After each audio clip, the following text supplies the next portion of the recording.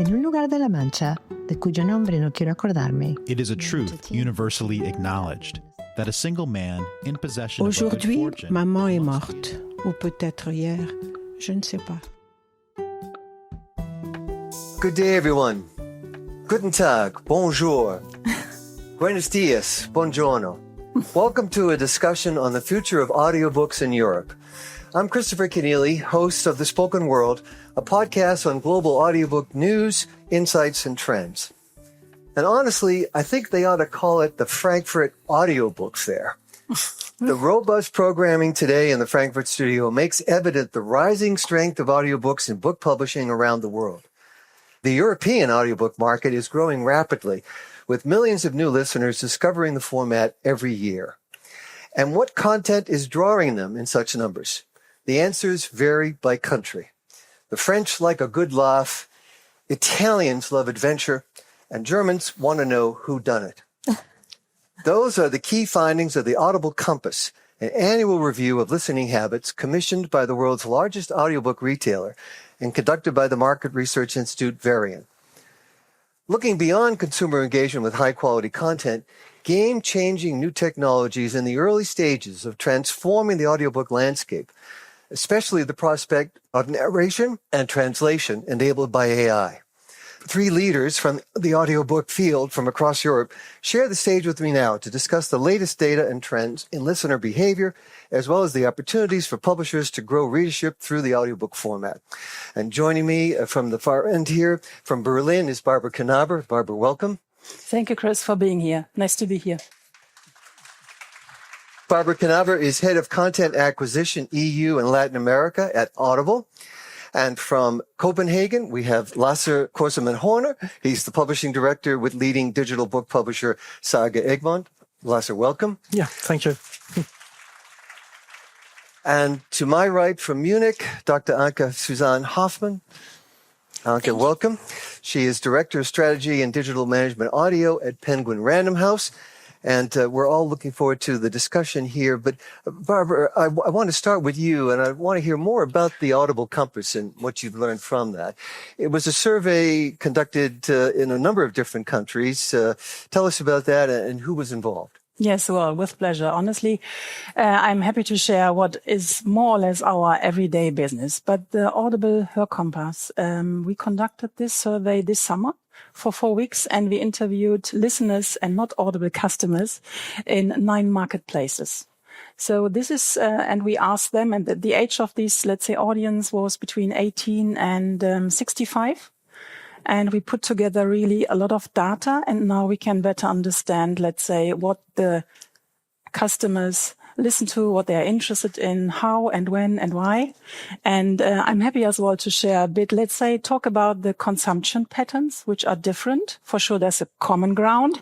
And I would also like to get a little bit deeper into the different categories, genre. I think there are some nice and interesting insights I would like to share with you. First of all, but let me mention, having all these numbers seen and questioned and discussed internally, there are 2 key messages I would like you to keep away from this, let's say, panel. First of all, we have the privilege to work in a category which is growing again and again. So this is the first one. The second one, what we have seen in the Audible Hörkompass or Compass, is there's a positive interaction and relation between reading and listening. So please keep this away of the room. Now, it's really not a substitution. It's not neither nor. The consumption behavior and pattern it's an end. People who love stories don't care whether it's listening or reading. So these are 2 things which are important to me. But coming to more concrete results in terms of consumption, there are different situations when people are listening and as well how intensive. And the numbers I right now sharing are coming from this survey. So let's start what is typical for the Germans. The Germans are really the ones with the highest consumption. They really like to listen to stories when they're commuting. But in the same way and the same extension also as the Spaniards. So it's nearly 50% of the people we asked are listening to audio content when they're commuting. Another one, and this is for sure the even bigger portion of listening time, is at home. And at home, we can specify also, is it to relax? Is it to do homework? Whatever you are doing. Again, the Germans are super high. More than 70% of the interviewed persons, in each marketplace, 1,000 person we ask, they said they are listening to audiobooks. So 70% is really a lot. When it comes to relax, it's a little bit different. It's 50% of the German, 40 in France. It's again the strongest category. And the last one I really like is when it comes to fall asleep also, people are consuming audio content. And I don't know why, but the Germans really consume a lot of audio content when they would like to fall asleep, much more than the Italians. So Italy is with a 90% consumption in the evening to fall asleep. And just to compare with the Germans, it's more than 30%. Maybe we need to discuss this with some of my Italian partners, but I think it's an interesting number. This is the situation which differs, but there are also other, let's say, consumption patterns. What I very much liked, and I think it's a big topic for all of us and a big opportunity in front of us, is the answer from the Spaniards when it comes to openness to audiobooks. So the Spaniards are super open to test and get to learn new authors, new stories, new categories via audiobook. Again, there's no cannibalization. We heard also, especially from the Spanish person we interviewed, or the Verian interviewed, that after listening to an audiobook, they are also willing to buy the physical book. So it's really a very fruitful relation between these two categories. Other consumption patterns, and I think this is something also interesting for us, the narrator is key for selecting an audiobook. And again, especially for the Germans, if they are once connected and fixed by a special narrator, really people are consciously looking for an audiobook narrated by this person. But this also applies also for other marketplaces. When we talk about genre, and I guess it's also interesting for you because it was also a big part of our survey, there's also a common ground. And now, I think it's not a surprise. It's mainstream because it's mainstream. And one of the key genres in this area are the mysteries, the thriller, the crime ones. So people want to be scared, and especially the Germans. Don't ask me why. They have, even though, a tendency to horror. So this is the common ground in terms of genre, and for sure there are then some specific nuances per culture, per marketplace. In common, we do see also, and I think it's in the air. It's also part of our brand campaign at the moment. This is romance. It's a plus 50% last year in terms of consumption. It's great. The differences are, so it's quite easy, and now just very shortly, in Germany, in France, and even though in Spain, the core category is mystery, thriller, crime. Not in Italy. So it's on the same level. The Italian also like the literary fiction. And I think this is very specific and very interesting as well to understand this market. So literary fiction is strong there to make it very easy. The Germans like really the scary part, the bloody part. The French prefer more thriller, more crime. Crime is stronger than thriller. And they would like to balance the suspense by romance. As well, not a surprise maybe because of France. The Spaniards are really mainstream. It's mainstream in mixture with young adult and teens. So these are some genre insights we have figured out. Just to finish this by non-fiction, because I think it's also a very interesting category. Sometimes it's not so much in the focus, but it's important and it's growing. There are a lot of opportunities, but the challenge here is to get this really a deep understanding because it's so fragmented. There are so many subcategories and topics, and which one is the right one to go into audio. What we do see as well, the common ground here is one of the core genre is health and well-being. In Italy, it's politics and science, also memoir and biographies are very, very strong, stronger than in the other marketplaces. The French really care about social relations in terms of nonfiction. I think that's also interesting.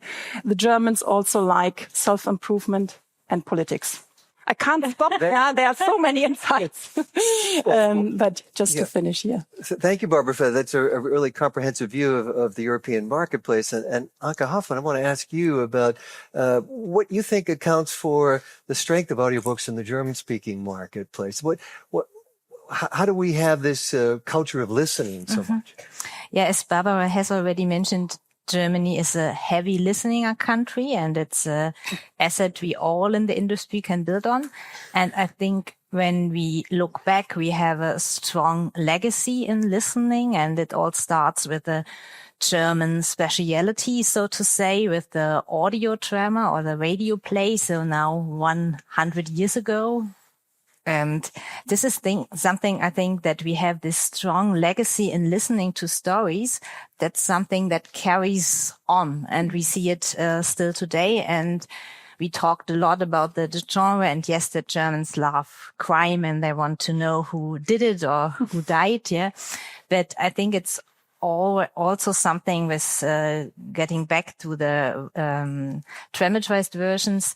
We also have a strong legacy in children's content in audio. So because I grew up binge listening to cassettes with Bibi Blocksberg, Benjamin Blümchen, and all these kids characters, and that's still something we see today. So maybe some of these characters are still around, others are new and are today the main characters in the field. But we have really something that starts on an early age, and it's really important to get these young kids into audio, to develop listening habits, to build up trust in the format. And I think that's something that's unique in the marketplace in the EU, that we have this early age listening, and this for a century now. Yeah. Mm-hmm. And what about the age demographics for your audiences? Tell us more about that. Does it tend to be more one category or another? So I would say in the demographic, that's difficult to say, because we see that we have listeners over all age groups, honestly, and it's not a complicated question, but there is no simple answer, because it depends on the platform. Yeah, we see that on one platform the listeners are younger because of the environment. Maybe it's more music driven or podcast driven. Then we see that the genres are different, so that we have platforms that have specialized in young adult and new adult content. So we have a younger audience, and on other platforms where we have a very strong focus on these genres like suspense, thriller, it's more a little bit the middle age group. But I think that's also an asset that we really have an audience over all age groups. And we, from a publisher perspective, we try to target all these age groups on the platforms they are, or where they want to listen. So, Okay. And Lasse, so for your perspective, you see a lot of what's going on in the Nordic countries and in other countries around Europe. Anything different here to share? No, I think it's been said more or less already. But of course, the consumption directly correlates to the business model of the services or the library. And we see that directly. For instance, if you have an all-you-can-read subscription, children's books are very popular and backlist is very popular. Whereas if you have download markets, it's new titles that are selling, that are top of mind at the consumers. And the listening habits of the Nordic countries are similar to Germany and elsewhere? I think they're more spread into the backlists. But in general, I think what's the difference is that approximately two-thirds of all books consumed in the total book markets are consumed as audiobooks. And what's interesting about that, though, is you refer to those consumers as readers. That's a particularly important point to you. And Barbara's already mentioned the relationship of listening and reading and so forth. Expand on that for us. Well, it's out of respect for our readers, which are listening to a book, but we essentially do not see any difference in listening to a book. You have to be as attentive to the story. The only thing you don't do is decode the letters, but otherwise there's no difference. Yeah. And we see, because of the popularity of the audiobook, that more and more books are written directly for audio. Mm-hmm. Okay. I think we have to talk about AI and the role of AI in developing the marketplace here. And Barbara, so for you, explain for us what Audible's position is and where you're finding some real take-up in the marketplace as a result. Yes, for sure. Well, it's a big topic. I think it's one of the biggest one here in this book fair, and then for sure as well for us. I would say it's a big opportunity and as well in a certain degree a challenge we have to manage. And it's on us as well to go through it, to deal with it, to make the best out of it. For us, we know as well that there's only really a very small portion of titles of ebooks available in audio. Let's say I can't really see the number. It's less than 3% of the ebooks are as well available in audiobook. So there are still a big number, a big volume of titles which could potentially be an audiobook where we could potentially use as well AI narrations.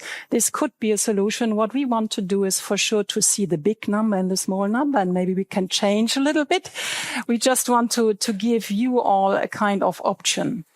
It's really the idea of what kind of books we can bring to life together for the audience, for the customer. So it's coming really from the perspective what needs to be done, that we can broaden the offer. A broad offer is also more attractive than a small one to customers.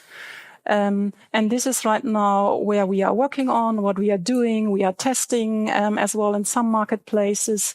What is also important to us to know in this context very clearly, we are very deeply committed still, and we will stay to the human narration. It's for us absolutely key. 23, 24, we had also the highest volume of contracts with narrators. So this is us. We are premium audio storytelling, and we want to stay on that place. But nevertheless, it's not a neither nor. It's an and option to go into managed TTS or managed text-to-speech, managed IA narration, self-service productions. We also want to offer translation opportunities. And one thing as well, and then I'm silent again, as well, what's important to us in terms of our customers, transparency is key. We have to label very clearly when we talk here about an AI narration or not, or translation even though. So what we so far said and what we are doing is to say it first on the product detail page for sure. We are also mentioning this in the listening experience. So when you click start, you will also hear this is made by, also in the production and in the metadata in all these fields.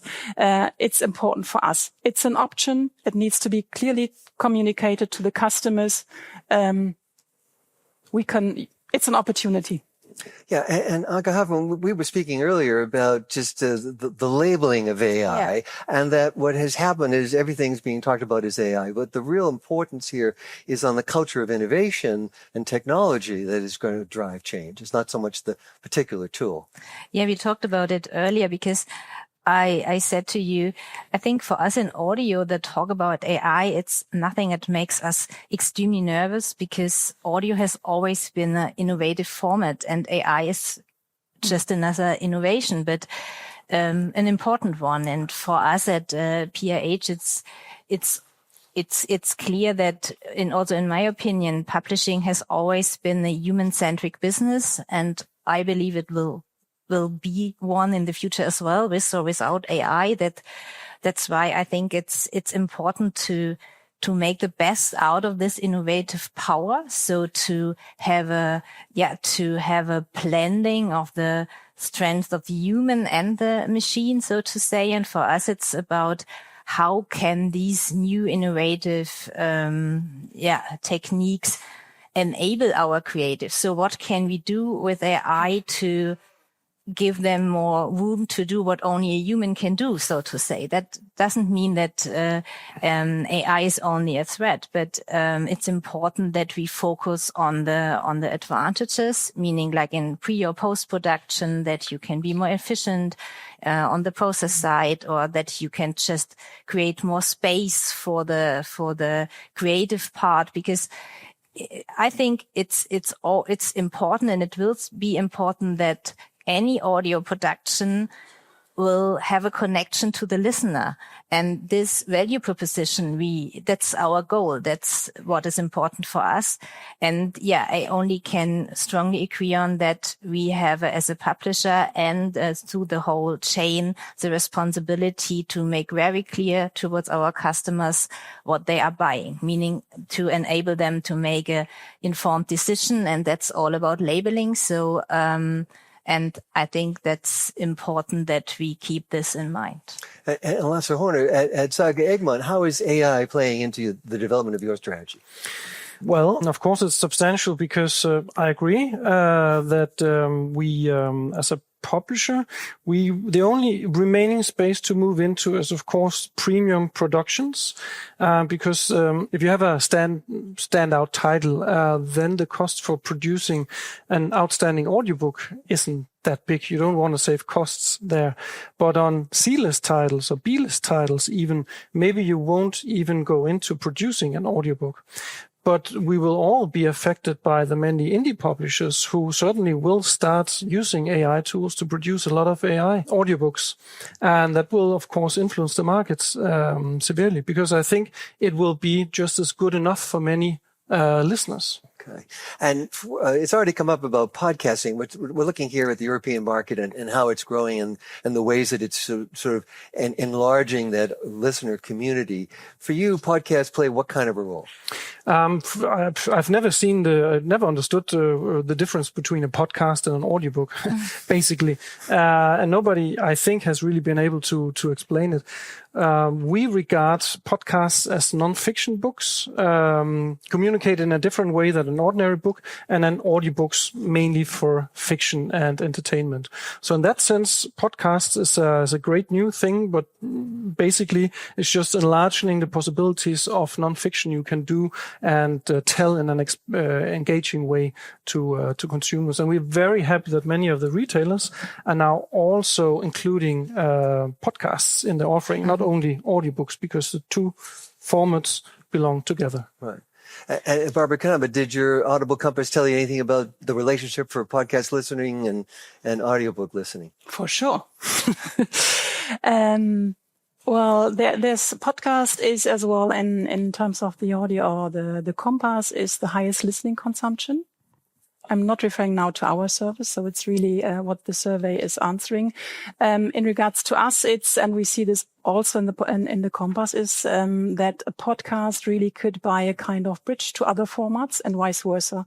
So it's really people who are listening to podcasts are also open for audiobooks. We are differentiating here. So it's really a kind of bridge, and as well to bring more customers in to engage with audio content. We know, for example, when I talked about the consumption pattern, going to work, commuting, so maybe I have half an hour, I have 34 minutes. Now, I can easily listen on a podcast. So maybe it's in the morning. I would like to know something. I would like to be informed, entertained. A very nice niche category is, in terms of podcasts, also the edutainment. So I would like to learn, but as well a little bit entertained.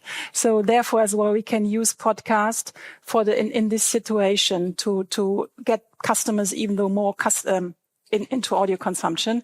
What is also important is a lot of people are selecting a piece of content by the subject, by the category. These are really the first two things they answered. And I apologize for all the authors. It's not the author. It's so far, it's the category, the subject, the narrator. And now it's interesting. So first, what kind of subject is interesting? True crime in Germany. Thriller mystery, we learned about this. True crime is still our most successful podcast over there. We have also a good one to fall asleep. So it's really, you can use podcasts to bridge. It's a kind of crossover strategy to even broaden the group of customers, no matter what they are listening to, whether it's podcast, it's an audiobook, it's a dramatization, a multicast thing. It's all connected.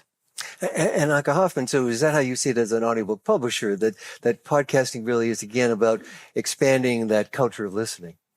Yeah, for sure, because I have very little to add on what Barbara has said, because it's for me, it's not a competition between formats. It's more complementary. So the more people listen, the better for us, because it's good for the audio format as well, because people got trust in the format, they build listening habits. And for us, it's also an entry format. So, and I think we should not think so much in formats, or it's more about the story. It's about the topic. The people choose the topic, and then they will easily go from a short form storytelling, a podcast, to long form, deep dive audiobooks. And that's why we see very positive effects on platforms who serve both formats, have a smooth transition between these two formats. So it's, something I really can agree on.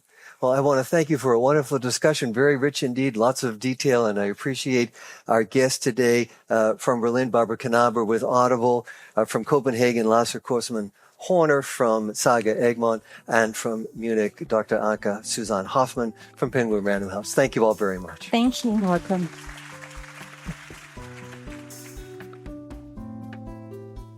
That's all for now. Our producer is Jeremy Brisky of Burst Marketing, and Rob Simon is our executive producer. The Spoken World covers the latest news in the global audiobook market and features exclusive interviews with audio industry leaders, analysts, and innovators. Learn more at spokenworld.media and subscribe on all major podcast and streaming platforms. I'm Christopher Kenneally. Join me again soon on The Spoken World.